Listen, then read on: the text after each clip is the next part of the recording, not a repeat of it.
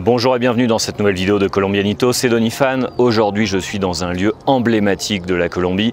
Je suis sur les hauteurs de Bogota à Monserrate. Alors il faut bien savoir que Bogota c'est déjà environ 2400 mètres d'altitude. Monserrate c'est un peu plus haut, on est à environ 400 mètres d'altitude supplémentaire. Donc on approche, si je ne me trompe pas, les 2800 mètres.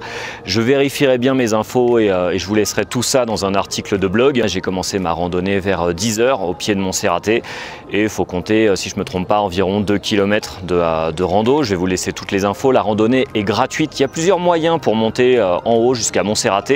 Vous pouvez soit prendre le téléphérique, soit prendre le funiculaire, soit faire comme moi la randonnée. Alors il faut savoir que c'est quand même une randonnée un peu sportive, surtout pour les gens comme moi qui habitent en bord de mer. J'habite sur Barranquilla, la côte Caraïbe, donc je viens d'un endroit où on est au niveau zéro, au niveau de la mer. Ici, faut bien monter. Donc c'est ce que je vous recommande si vous voulez faire la randonnée pour Monserrate. Déjà, vous laissez 1 ou 2 journées d'adaptation peut-être quand vous arrivez ici sur Bogota, et ensuite prendre le temps. Faut pas y aller trop fort non plus parce que c'est quand même quelque chose de physique.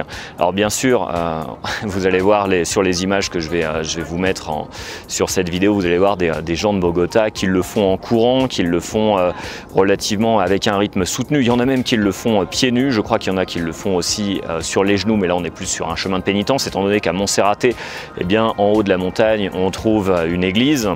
D'ailleurs là aujourd'hui c'est dimanche, il faut savoir que le dimanche c'est très sympa. Enfin c'est rare que je dise que c'est sympa d'aller dans un endroit qui est rempli de touristes, mais en fait étant donné que c'est du tourisme local, je trouve ça plutôt sympa.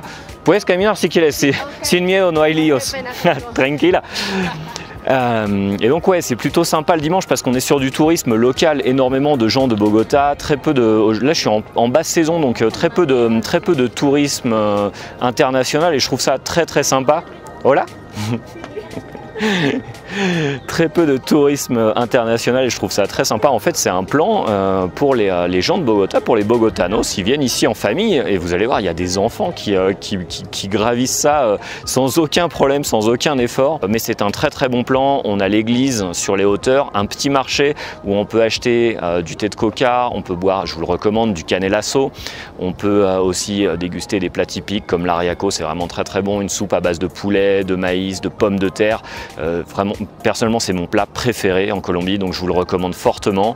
Et comme je vous disais, donc 2 options: soit vous venez en semaine et il n'y a pas grand monde, vous pouvez prendre le téléphérique, le funiculaire. Je vais vous laisser les prix en description en dessous de la vidéo et dans un article de blog.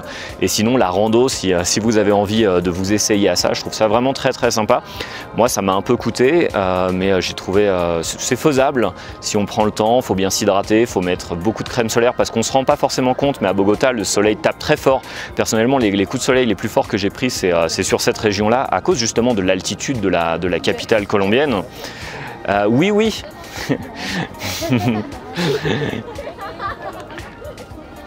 Et donc ouais, il y a pas mal de gens qui m'embêtent parce que je filme en public, il y a énormément de gens.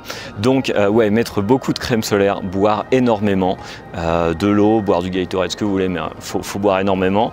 Et c'est vraiment un très bon plan. Essayez de doser votre effort et je vous le recommande fortement. Si vous avez des questions sur cette destination, n'hésitez pas, c'est vraiment très sympa. Vous m'envoyez vos questions en commentant cette publication en dessous de l'article de blog, sur Facebook, sur Instagram, comme vous préférez, et c'est avec grand plaisir que je vous donnerai toutes les infos sur Monserrate. Après avoir filmé ma première vidéo, je me suis rendu compte que j'avais fait quelques erreurs, surtout en termes d'altitude. J'ai eu l'occasion de discuter avec l'un des gardes, c'est plutôt garde-guide d'ailleurs de Monserrate, qui m'expliquait qu'en fait ici, l'église qui est juste derrière moi est à 3170 mètres d'altitude et le départ du téléphérique est à 2600 mètres. Donc je m'étais bien trompé, j'étais loin des chiffres que j'avais annoncés. Et je voulais aussi vous montrer l'expérience que peut être Monserrate de nuit. Là tout de suite, donc je suis monté avec une amie que j'ai rencontrée au sein de mon hôtel, Masaya. Je reste sur la Candelaria dans une petite auberge très sympa que je recommande d'ailleurs, Masaya Hotel. Je vous laisserai les infos en description de cette vidéo. Et donc on est monté, on a pris le téléphérique et de nuit c'est juste incroyable. Alors là on est lundi soir, déjà il n'y a personne, on est tout seul comparé à hier dimanche où on avait des milliers de personnes. Il faut savoir que par exemple en Semaine Sainte, il y a 40 000 personnes qui grimpent Monserrate, donc à pied comme je l'ai fait hier, comme vous avez pu voir, et environ 20 000 personnes qui montent en téléphérique ou en funiculaire. Donc c'est vraiment quelque chose de très touristique. Moi j'adore, et l'expérience l'expérience de nuit est totalement différente. C'est très calme comparé au bruit de la ville, au bruit de Bogota qui est une capitale immense. Et ça vaut vraiment le coup, donc je ne regrette pas d'être remonté une deuxième fois. Et donc voilà, je voulais partager ces quelques images avec vous.